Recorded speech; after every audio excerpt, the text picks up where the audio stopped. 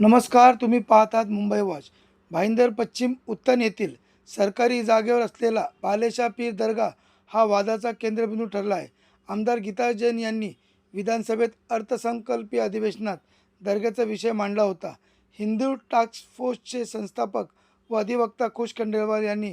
जनहित याचिका दाखल केली आहे. भाजप नेता रविवास यांनी बेकायदेशीर बांधलेल्या अनुदानित दर्ग्यावर तोडक कारवाईचे पत्र दिल्यानंतर अप्पर तहसीलदार निलेश गौड यांनी या दर्ग्याला नोटीस बजावून दर्गा समिती स्वतःहून दर्गा पाडण्याची 15 दिवसाची मुदत दिली आहे. या संदर्भात दर्ग्याच्या विरोधात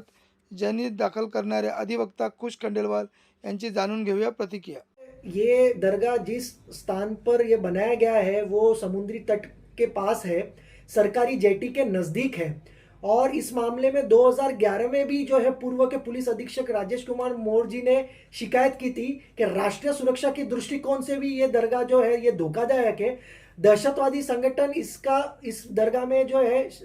शरण ले सकते हैं और मुंबई जो कि हमेशा आतंकवादी संगठनों के हिट लिस्ट में रहा है, तो इसके लिए ये एक राष्ट्रीय सुरक्षा के दृष्टिकोण से धोखादायक है। अगर आप देखोगे 26/11 का जो आतंकवादी हमला हुआ था, तो अजमल कसाब पाकिस्तान से जब भारत में आया था वो समुद्र के रास्ते से ही आया था। तो उस दृष्टिकोण से जो है ये जो है मामला जो है राष्ट्रीय सुरक्षा के दृष्टिकोण से भी ये धोखादायक है। तो दरगाह का विरोध नहीं है, दरगाह का जो अवैध निर्माण जिस जगह पर किया गया है, जिस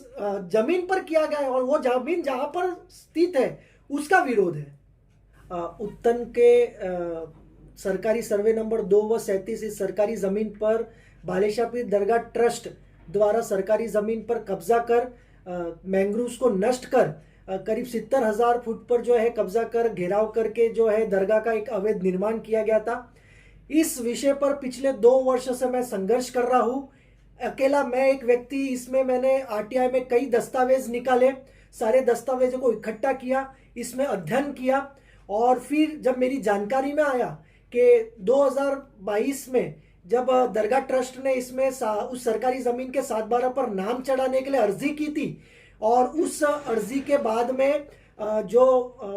अधिकारी जो थे, प्रशासकीय अधिकारी, मंडल अधिकारी दीपक आयरे व तलाटी रमेश वपाले, इनके द्वारा जो है दरगाह ट्रस्टियों के साथ संगमत करके साठगांठ करके एक झूठी रिपोर्ट भी तैयार की गई थी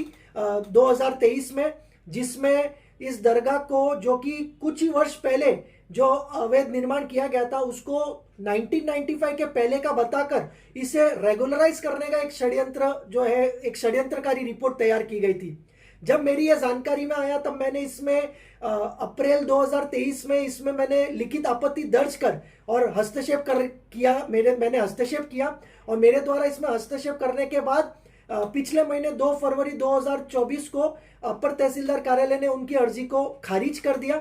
उसके बाद मैंने पिछले वर्ष नवंबर 2023 में जो है डिस्ट्रिक्ट कलेक्टर थाने व अपर तहसीलदार कार्यालय मीरा भाईंदर में मैंने एक लिखित शिकायत प्रेषित की थी, जहां पर मैंने ये मांग की थी कि दरगाह के अतिक्रमण को तुरंत प्रभाव से हटाया जाए। लेकिन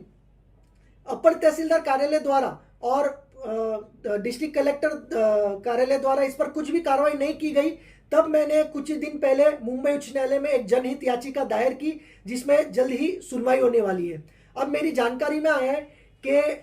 आज अपर तहसीलदार कार्यालय ने उस दरगाह ट्रस्ट को जो है उनके अतिक्रमण को स्वयं रूप से हटाने की जो है आदेश दिया खुद के खर्चे से।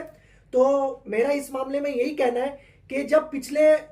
कई वर्षों से जब अवैध दरगाह का जब निर्माण हो रहा था और वर्ष 2020 में भी जब इसका निर्माण हो रहा था, उस दौरान जब तहसीलदार कार्यालय ने पूर्व के जो अपर तहसीलदार थे नंदकिशोर देशमुख जी, उन्होंने जब स्थल निरीक्षण का आदेश दिया था और स्थल निरीक्षण के लिए अपर तहसीलदार कार्यालय से समिति के सदस्य जब वहां गए थे, उस दौरान भी जब अवैध निर्माण चल रहा था और उस दौरान तहसीलदार कार्यालय ने यह कहा था कि आगे से आपको यह निर्माण नहीं करना, फिर भी निर्माण चालू था, तो भी उसके बाद भी उस अवैध निर्माण को आज तक हटाया नहीं गया। तो आज भी सिर्फ नोटिस जारी करना ही उद्देश्य नहीं है, यह अतिक्रमण हटना चाहिए जो कि आज तक हटाया नहीं गया, इस पर कोई भी तोड़क कार्रवाई नहीं की गई, जिसके कारण ये वर्षों वर्ष ये अतिक्रमण फैलता गया और आज 70,000 फुट पे इसका घेराव हो गया। तो ये सिर्फ नोटिस खेलना उद्देश्य नहीं है, इस पर कार्रवाई होनी चाहिए और जल्दी इस पर तोड़क कार्रवाई प्रशासन द्वारा चलाई जानी चाहिए।